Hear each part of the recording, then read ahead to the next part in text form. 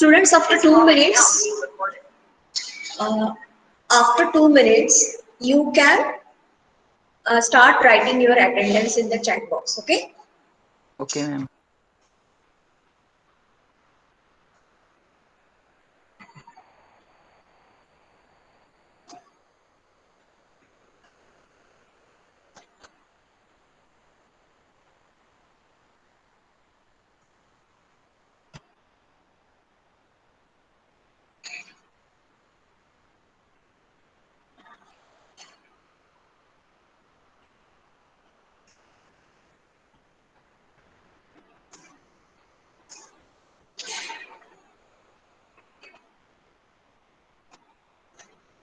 Okay. Can you see the screen now? Yes, ma'am. Ah. So whoever is answering, just let me know what can you see on the screen so that we can continue. What can you see on the screen? There is a diagram of complex lipid, and you have given over there. Yeah, okay, good. Okay, so last time we discussed carbohydrates as well as we started lipids. We completed the simple lipid part, as the lipids are classified into again three types, three categories. That is, one is simple lipids, second complex lipids, and the third is derived lipids. Simple lipids we have finished. There are two types, fatty acids and waxes, two types. Now under complex lipids, this is also very simple to remember. Complex means it is along with some composition with like that. They are derivatives of simple lipids having additional group. Additional group like phosphates, nitrogen base, protein, etc. And so they are again called as phospholipids, glycolipids, lipoproteins, like that. Phospholipids means what? Phosphate group plus lipids, glycogen, glyco related to the carbohydrate, a type of glucose, sugar plus lipids, and lipoproteins, lipids plus proteins. They are made up of molecule of glycerol or other alcohol having one a phosphate group or at one of its OH groups and two fatty acid molecules at other two OH groups. When we will study the structure very clearly, it will be observed a nitrogen containing base attached to the phosphate group. So these, then only we can consider when something is attached, some other group is attached or added to the main lipid compound, then that is considered to be the complex lipid. So simple lipids with additional group, maybe phosphate, maybe nitrogen base, maybe any type of protein. So nitrogen containing base attached to the phosphate group. So these are the ways when we can find, identify that this is complex or simple type of lipid. Now phospholipid molecule has hydrophilic tail, that is of fatty acids, and hydrophobic tail, that is of fatty acids, and hydrophilic head, that is of phosphate group. Now if you remember the structure of cell membrane in eukaryotes, that is which structure we have learned? Fluid mosaic model. So what is that phospholipid bilayer? In this diagram you can see this is the head, which is considered to be hydrophilic, and this is tail, which is considered to be hydrophobic.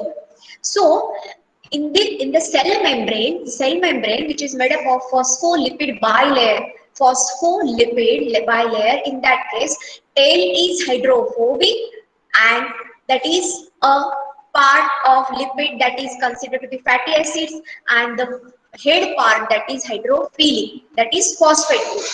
So these contain this is a part of cell membrane, where the cell membrane which is made up of phospholipid bilayer, it maintains accordingly. Hydrophilic substances may come in contact with the head part, and the remaining part may remain away from the tail part, which is hydrophobic. Hydrophilic and hydrophobic, last time I had explained. Phobia means fear. Hydro is related to water. Fear with the water. And philia, that is attraction, attachment. So attraction with the water, that is hydrophilic nature. And phobia, that means fear with the water, that is hydrophobic nature. Okay. Now this is one example, that is glycolipids, glycogen and lipids, that means glucose or galactose, that is the sugar unit, plus lipid. So lipid is fatty acids. So when this is also together called as cerebroids. These are also known as glycolipids or cerebroids. Cerebroids is one of the examples of glycolipids. These are the most simplest form of glycolipids, and they also are the component of cell membrane, especially myelin sheath and chloroplast membrane. When chloroplast, that membrane that shows the presence of glycolipids, as well as myelin sheath whenever it is present. If you see myelin nerve fibers, these are myelinated nerve fibers. When you study the structure of nerve cell, then you will come to know the actual role of this myelin sheath. So which contains, that is the glycolipid. So lipid is a part of this. Then proteins means lipids plus proteins. Very simple to remember. So glycolipids means glycogen or glucose plus lipid, sugar plus lipid. Lipoproteins means lipids plus proteins. Like that you can remember. Phospholipids means phosphorus or phosphate group plus lipids.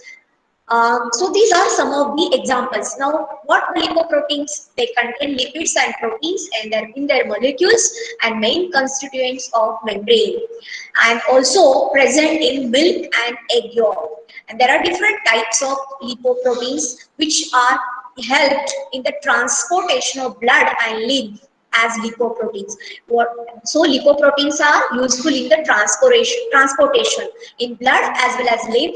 How the blood is transported from one place to another place, that lipids play important roles and in the form of lipoproteins. Now the third category or third type of lipids, that is called as derived lipids. First was simple, second just we discussed, that is complex, and the third is derived lipids. Now these are some of the examples. They are derivatives obtained on the hydrolysis of simple and complex lipids. Means on hydrolysis we get these compounds, such type of compounds. That's hydrolysis of either simple lipids or complex lipids, that may result into a specific type of compound or the substance, and that particular lipid is called to be derived type of, means it is derived from either simple or complex type of lipids or by the process of hydrolysis. Now these are some of the examples, that is testosterone, progesterone also.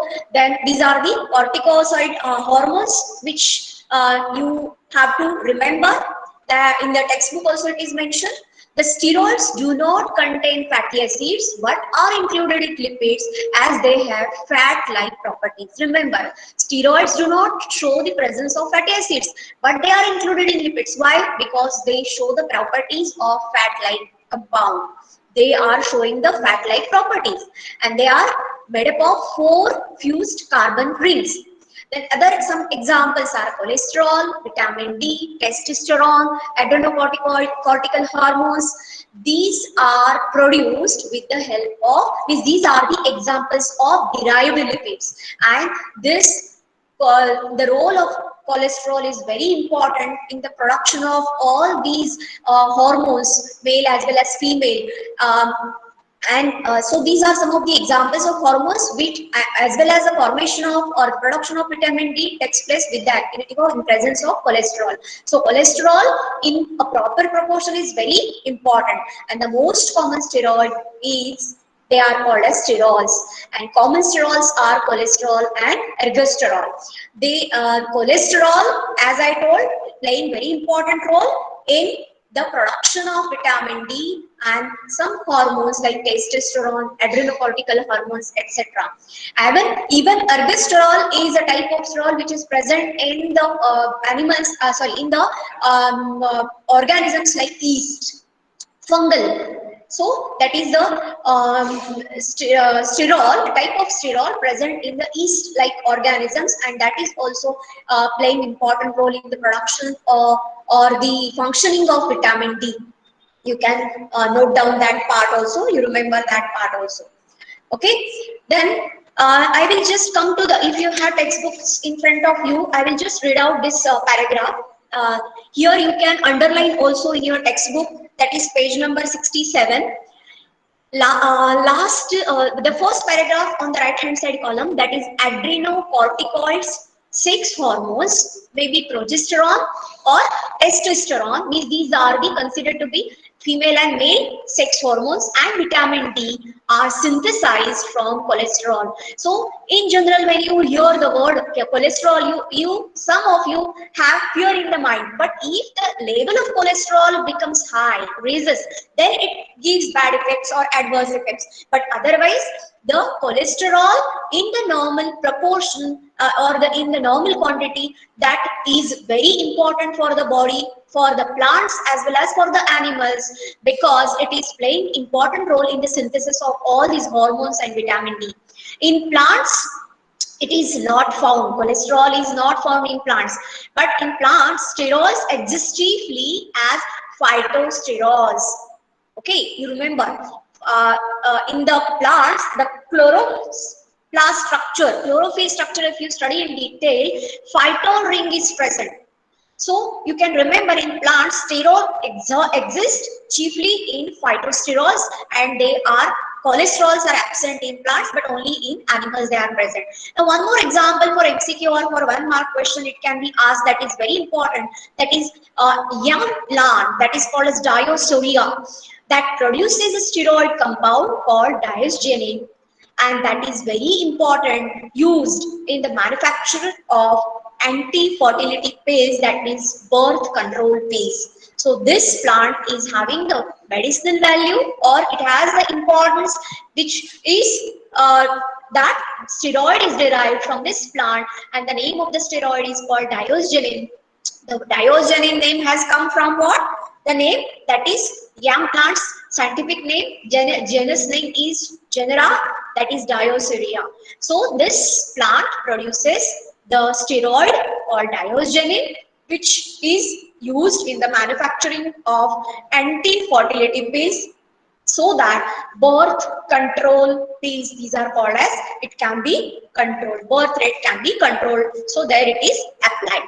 So you can underline these 2-3 points where this can be the function or the role of lipids.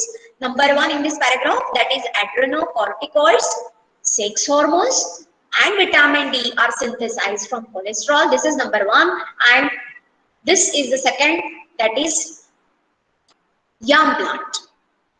Okay, so you remember, these are the some of the examples of the importance of steroids. Now the next example of the derived type of lipids is terpenes. These are major components of essential oils produced by plants. They give fragrance to the plant parts.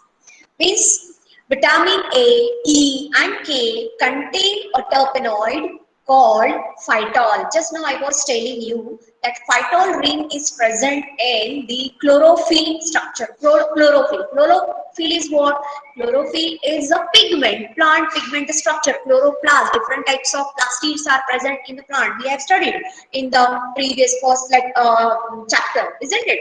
So phytol ring, that is a phytol is a substance that is called as terpenoid, and that is what? Vitamins A, E, K contain this phytol, and that is a terpenoid, nothing but a type of derived lipids. Now you must have heard this word last time I explained while discussing the plastids, that is carotenoids. Carotenoids are nothing but the plant pigments which contains xanthophyll as yellow and carotene as orange or red colored pigments. These are the precursors for vitamin A. Means what? In the production of vitamin A, these pigments play a very important role, and these carotenoids are what? They are terpenes. Means what? They are a type of lipids. Means they contain lipids. That is a type of derived lipid. So carotene, you know, carotene. Carrots, you know what it contains? Carotene. And what that carotene is, that is the plant pigment, red color pigment. So all these, this is very important. Carotenoids, both yellow and red color, orange color or red color pigments, they are useful because they are considered to be precursor for the vitamin A. The next example is lycopene. It is a pigment. Again, this is a type of pigment in present in tomatoes is a terpenoid. That means in tomatoes, this lycopene is present. This is also red colored pigment. Not only in tomatoes, but red chili and red colored fruits, even in pomegranate and such type of fruits and some vegetables, this pigment is present, which is a type of derived lipid and commonly known as lycopene. Now the next example is of gibberellins. These are the plant hormones. They are also part of terpene, that is terpene space derived lipids. These are useful, very much important in the growth of the plant. So gibberellins are the plant hormones playing a very important role in its growth, proper growth, normal growth, and these are nothing but the derived lipids considered called or which come under the category that is terpenes. So this is all about the lipids. We'll have a look at the end, that is revision. But right now we will come to the next, that is proteins. Next biomolecule, that is proteins. Now this is the structure which you can see, that which contains C, H, O and N, and one R. What is that R? We will see. That is, this is the structure where you can remember what you can see in this structure.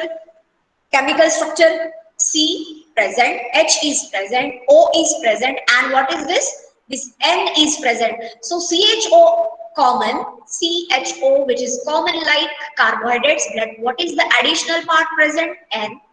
So you can see here C double bond O and NH. This is the what specific feature which is different from the carbohydrates in the structure of proteins. Proteins, they are most abundant organic molecules of the living system. They form about 50% of the dry weight of the cell, and they are most important for the architecture and functioning of the cell. So this is just in short brief the role of the proteins is mentioned here. Proteins are polymers of amino acids. That means what?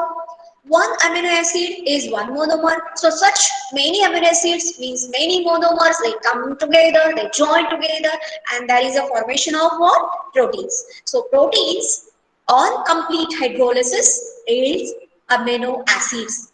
There are 20 standard amino acids which are repeatedly found in the structure of proteins, animal, plant or microbial proteins, whichever the type of protein. So there are naturally occurring amino acids, total 20 naturally occurring amino acids are present. Collagen is the most abundant animal protein and ribosco is the most abundant plant protein. Remember, collagen is the protein which is abundantly observed in animals, whereas ribosco is abundantly observed in plants. So these are both the types of proteins, and protein synthesis is controlled by DNA. How it is controlled, that we will see when we will discuss the structure and role of DNA at that time only. See, this is the structure of amino acid in detail. You can see here, this is the carbon atom, then H to this, where you can see NH2. H2 in the sense this is one H, this is the another H. So that's why I am calling this as amino group, NH2. Two molecules of hydrogen, that is NH2, is attached from one side to this carbon, and to the other side of this carbon you can see C double bond O and OH. So COOH, that is called as carboxyl group. So in structure of amino acid, to the carbon at one end NH2 group, that is amino group, is attached, and to the other group carboxyl group, that is COOH group, is attached. Then the third place hydrogen is attached, and this is what R is considered to be the side chain, which is considered to be the functional group. Now it changes. This remaining structure remains same, but this R, that is the functional group, goes on changing. It changes. Now you see, amino acids are group of organic compounds having two functional groups as I showed in the diagram. So NH2 group is considered to be basic, whereas COOH is considered to be acidic. R can be H in glycine, means here when you write H in place of R, that is considered to be glycine. That is the amino acid named as glycine. Then this R, it shows the presence of CH3, means at this place CH3 is attached, then that is alanine type of amino acid. So in this way this R gets changed. Hydroxymethyl serate, in others it can be hydrocarbon chain or a cyclic group. So this R, which is called as functional group. Now will you remember the structure of amino acid? At four sides, at one end NH2 group, that is amino group, basic, is attached to the another side of the carbon, carboxyl group, that is COOH is attached. Then the third end is with H, hydrogen, and the next is R, that is a functional group. It may change as per the type of amino acid. So all amino acid contain CH, O and N, but some of them additionally contain S, that is sulfur also. Physical and chemical properties of amino acids are due to amino, carboxyl and functional groups, that is R. There are different types of amino acids. Now we will just have a look. Now how proteins are made or how the formation of peptide bond takes place. Now in this diagram it is very clear that, see, this is one amino group, this is what one amino acid if you can see here, and this is the another one. Okay, so at one end this NH2 is present, at the another end of this COOH is present. Now here this is the another amino acid, one end COH and the other end is NH2. Left hand side if you see NH2 group here. So from these two, how there is formation of water, the from NH2 these hydrogen atoms, two molecules, and O from the neighboring, that is from carboxyl group, they together form the molecule of water, that is H2O, which are labeled here by blue in this diagram. So two atoms from the NH2 group of the one of the amino acid and O from the neighboring amino acid, they come close to each other and join by a peptide bond. This is with the release of one molecule of water. So one molecule is removed and these are joined together. Now this C will join to this another, that is another neighboring amino acid to the N side. Isn't it? Now you can see here the change. Here is the peptide bond formed between C carbon atom of carboxyl group and the nitrogen atom of the amino group of the neighboring amino acid. So this is what called as the formation of peptide bond. The bond which is formed between the two neighboring amino acids with the release of water molecule, that is called as peptide bond, and this is also called as peptide linkage because these two amino acids are linked, joined together by the bond, that is called as peptide bond or peptide linkage. I hope you understood. Now, so if you see chain having two amino acids linked by peptide bond is called dipeptide. When three are joined, then tripeptide. When four, tetra, like many, that is called as polypeptide chain. So when amino acids are joined to each other every time with the release of one molecule of water and by the peptide bond, so such type of linkage is called as peptide linkage and the formation of that chain is called as peptide chain. That means formation of proteins. A sequence of amino acids present in a polypeptide chain is specific for a particular protein. That means it depends on the number and type and the sequence of amino acids. The number of amino acid may get changed. The type of amino acid, their number as well as the sequence may get changed. And accordingly, the type of protein is formed. Now we come to the different structures seen in the protein. Four basic structural labels are assigned to the protein, that is primary, secondary, tertiary and quaternary. Now what is this primary structure? It is the simplest form of protein. Now you can see it's looking like a beads, isn't it, joined together, isn't it? So a chain of these beads or ring, or you can see how they are joined to each other like a garland, right? So the primary structure refers to the number and linear sequence of amino acids in a polypeptide chain and the location of the disulfide bridges. Primary structure is responsible for the function of proteins. N-terminal amino acid is written on the left side, whereas C-terminal amino acid is written on the right side. Just now, that it's very simple structure. How I showed in the previous diagram, one amino acid, how it is attached to the another. In this way, they are attached in a linear form. So this linear form of polypeptide chain of amino acids is called as primary structure. The second is secondary structure. The folding of the linear chain into a specific coil structure is called secondary structure. And there are three types: alpha helix, beta pleated sheet and collagen helix. Means depending on the coiling to the right hand side or left hand side, they are known as alpha and beta. So their coiling, these primary structure, when they get folded, coiled around each other, that linear form, then that is called as secondary structure.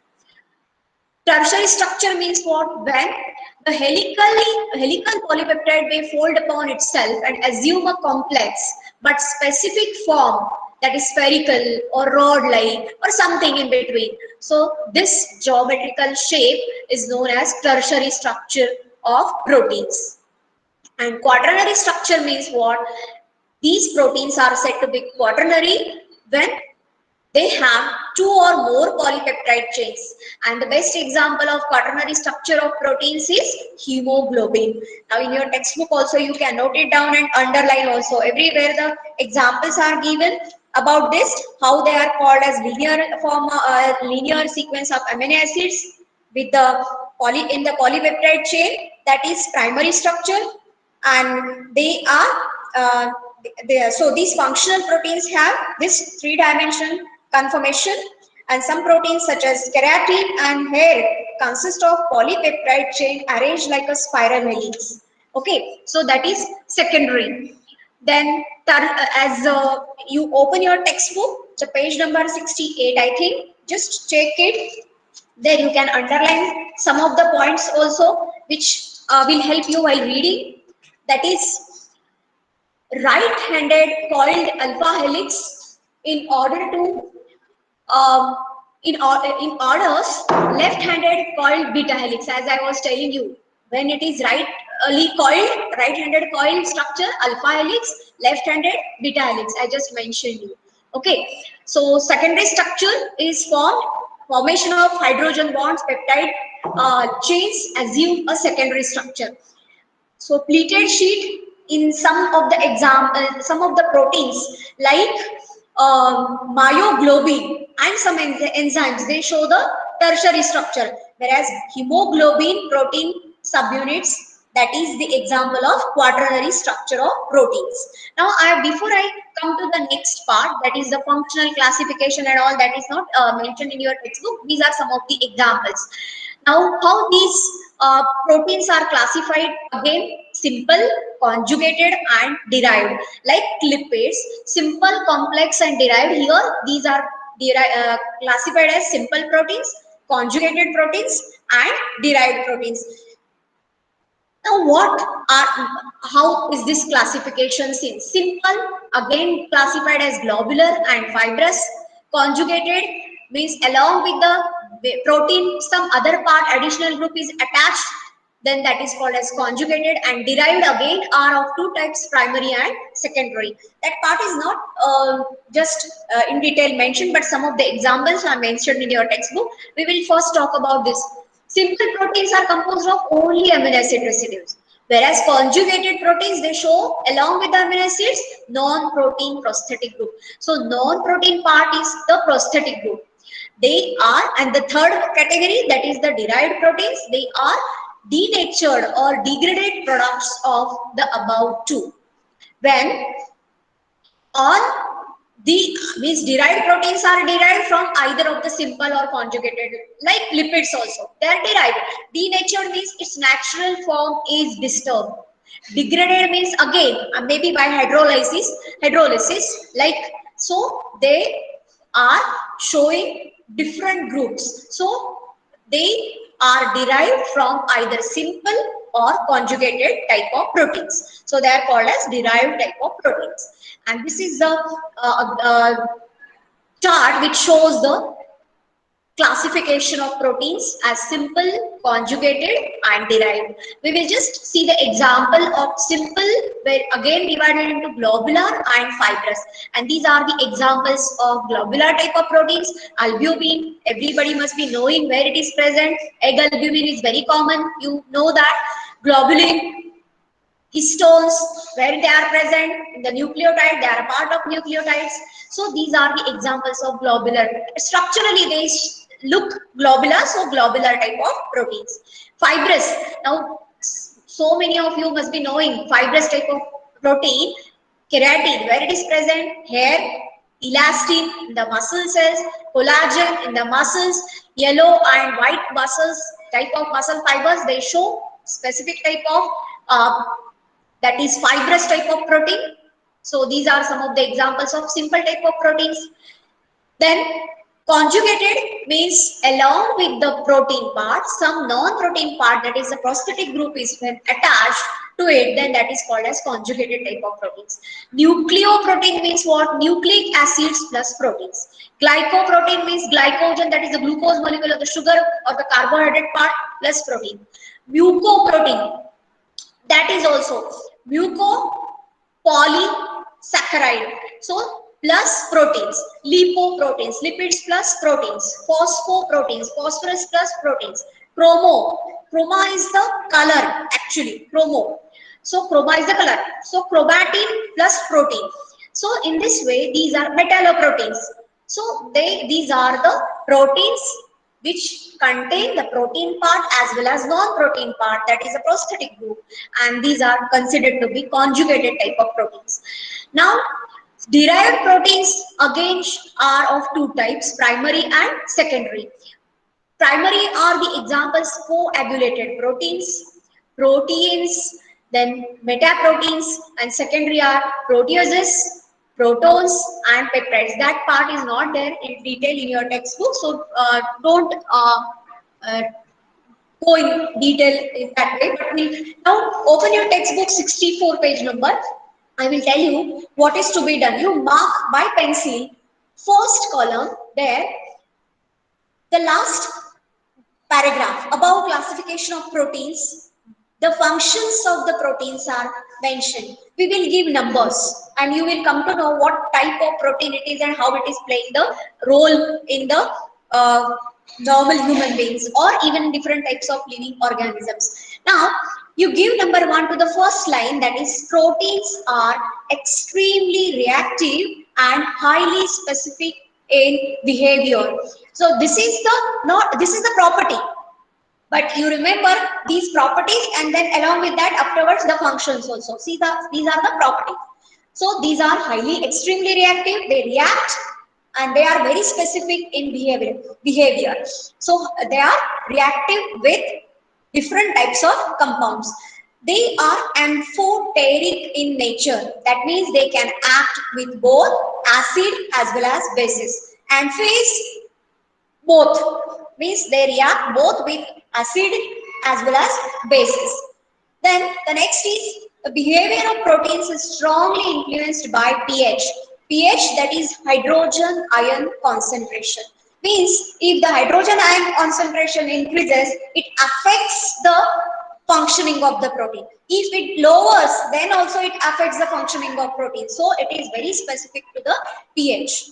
Then, like amino acids, proteins are dipolar ions at the isoelectric point. That is, the sum of positive charges is equal to the sum of negative charges and the net charge is 0. The iron group of proteins are controlled by the side chains of the polyvalent amino acids. Protein consists of more basic amino acids such as lysine, arginine, exist as a cation and behaves as a base at the physiological pH of 7.4. And such proteins are called basic proteins. Means you understood. Just you have to remember in this point that with when these proteins consist of more basic amino acids like lysine and arginine. So lysine and arginine is the example of just basic amino acid. Means basic part is more. So these will show how the pH at which level they towards base level. So behaves as a base at the physiological pH of 7.4. So such proteins are called as basic proteins, whereas histones of nucleotides are the basic proteins which you can remember as example along with these. That is the basic proteins. So histone is one of the examples from the nucleoproteins type of basic proteins. A protein rich in acidic amino acids exists as anions and behave as an acid. No, so cation means with the positive, anion is the what you can remember with the acidic type of amino acid. So proteins rich in acidic type of amino acid when are more in number, they behave like acidic. Means anion's number is more, they work as an ion, then they are acidic in nature, and such type of proteins are called as acidic proteins. So blood proteins are the examples of acidic proteins, whereas nucleoprotein like histones are the examples of basic type of proteins. So in this point, you have to just remember as these proteins are considered to be divided as acidic and basic type of proteins. If the amino group is more, accordingly these proteins are considered to be basic. If acidic nature when it comes, when they show more number of anions, these amino acid exist as anion and behave as acidic, then these are called as acidic proteins, and you have to remember the examples of these two proteins. Now we have completed the classification, properties and functions of the proteins. Some of the proteins, they work, they behave as enzymes also. Okay, now we'll come to the next, that is called next molecule, biomolecule, nucleic acid. So nucleic acids are polymers of nucleotides. They include DNA and RNA, which are found in all living systems, all type of living organisms. So this is the structure of RNA and this is the structure of DNA. In detail we are going to study, but just remember nucleic acids are nothing but the polymers of nucleotides. Now what nucleotide is, that also we are going to study. Means the component of the nucleic acid we are going to study. Then they are of two types, DNA, that is deoxyribose nucleic acid, and RNA means ribonucleic acid. So these are the common names which everybody knows. Deoxy means one oxygen atom is less. So deoxy. Nucleic acids are molecules that store information for cellular growth and reproduction. The most important role, that is the reproduction as well as growth. So there are two types, DNA and RNA. So polymers consisting of long chains of monomers called nucleotides. Means what the nucleotide means, what it is made up of, that is made up of nitrogen base, pentose sugar and phosphate group. Now this is the structure of monomer, means monomer is single unit. Monomer is the single unit. So what is that single unit? So single nucleotide. What is that single nucleotide? What are the components of the single nucleotide? See, the CHO are common. You can see C is present, H is present, O is present, and P, and then nitrogen base is also present. So now you are going to remember in a different way. Means what you will be remembering? In case of nucleotide, what it shows the presence of nitrogen base. Now there are different types of nitrogen bases that I will come in detail in the next slide. So nitrogen base. Then pentose sugar. Pentose sugar means what? This is what? 5 carbon. Pentose is what? 5 carbon sugar. And then phosphate group. This is the phosphate group. Okay. So nucleotide is made up of pentose sugar, phosphate group and nitrogen bases.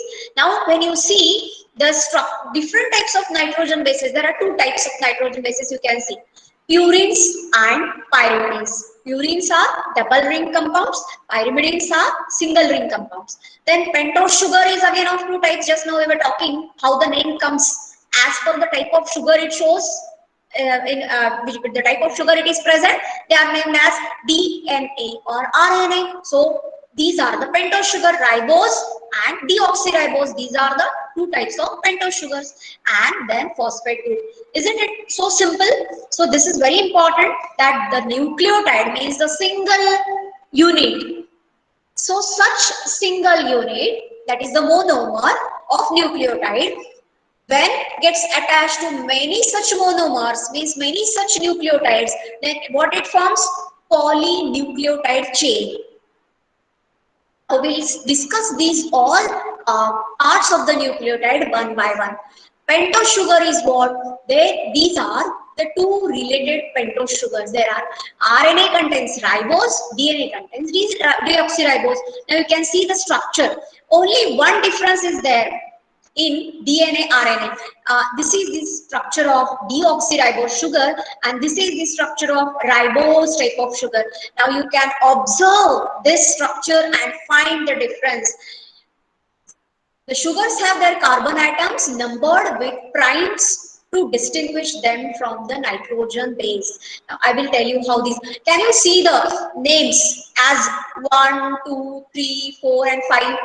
At those names, how these numbers are labeled. So that at that particular point, the first carbon is present. Where it is labeled as 2 dash, that is the second carbon present. When it is labeled as 3 dash, that is the third carbon present. Fourth carbon is present where it is written as 4th dash, and the fifth carbon which is attached to this fourth one, that is the fifth carbon present.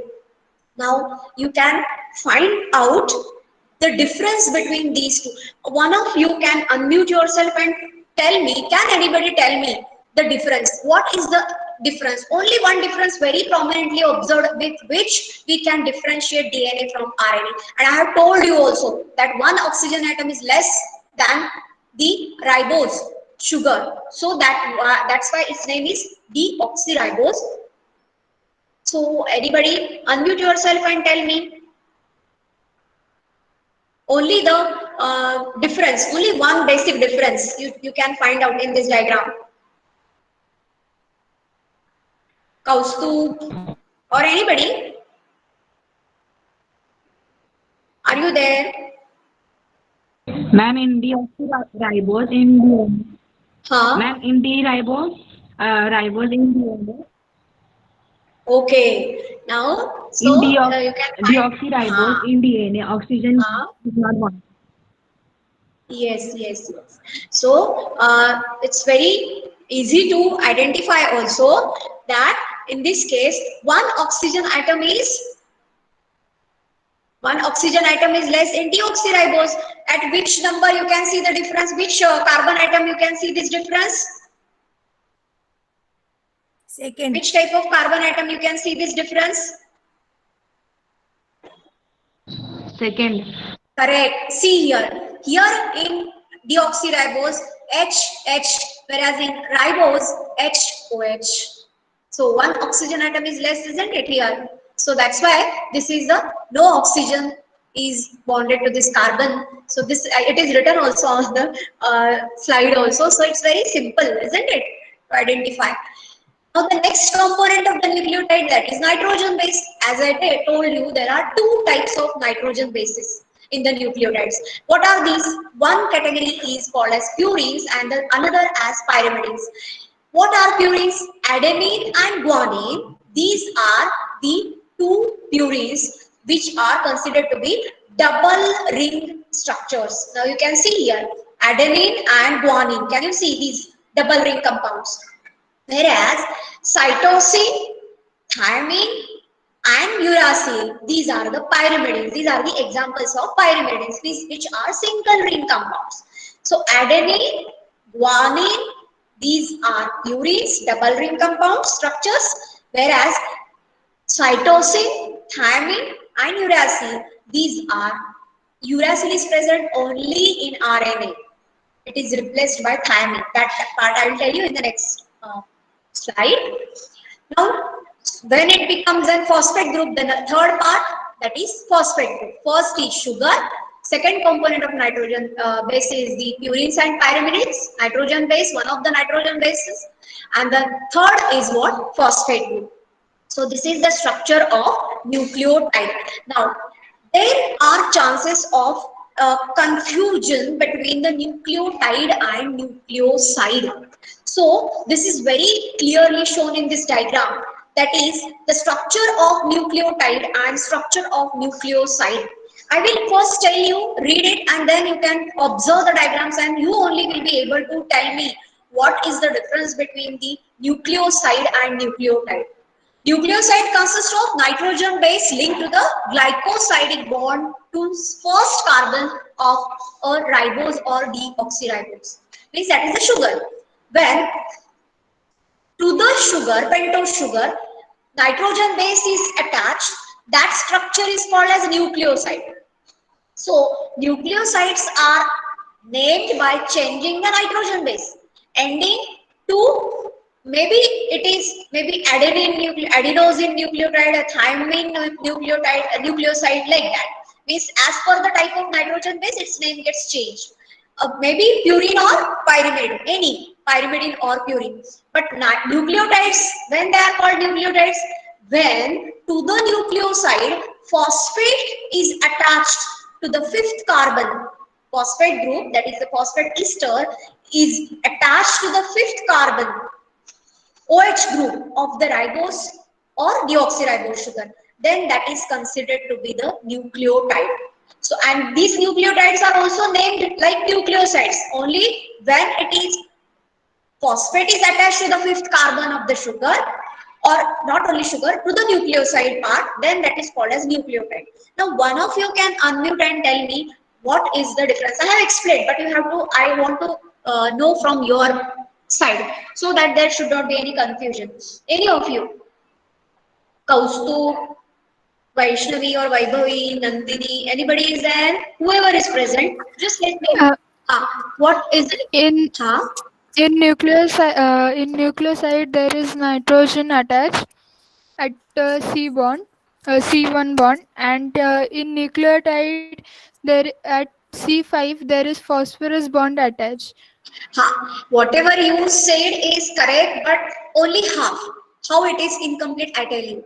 When nucleoside is called, when to the pentose sugar, sugar is pentose sugar only, to the first carbon of the pentose sugar, nitrogen base gets attached, any of the purines or pyrimidines, any purines might be A or G, or pyrimidines C or D, whatever.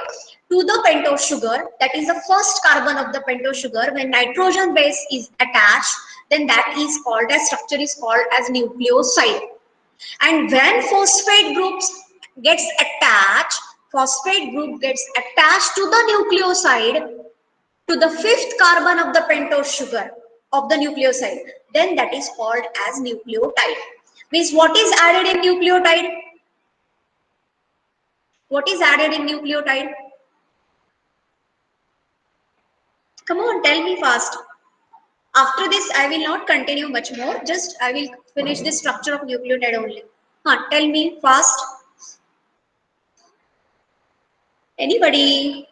Whoever are present.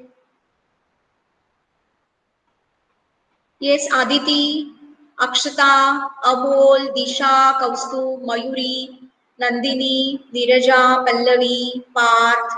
Whoever are present, just let me know. Okay, I will tell you now that when phosphate group is attached to the fifth carbon of the nucleoside, then it is called nucleotide. Will you remember? Because this is very basic thing and these are the names. When adenine is a nitrogen base, in case of nucleoside, adenosine monophosphate. In case of nucleotide, that is deoxyribose or deoxyadenosine monophosphate, that is AMP. And when it is deoxy, here you can find the difference. In ribose, uracil is present, and in deoxyribose, thymine is present. You can see last one, uracil is replaced by thymine. Okay, so this is the, and these are the names. In this way these are called either deoxyribose, or they are called as adenosine, guanosine, cytidine, uridine, like that. Deoxyadenosine, deoxyguanosine, like that. Okay, and this is what does it mean, ATP or ADP or AMP, that I will explain you in the next lecture, because I can see hardly few students. So I will stop my recording, and then I will stop my presentation also. And those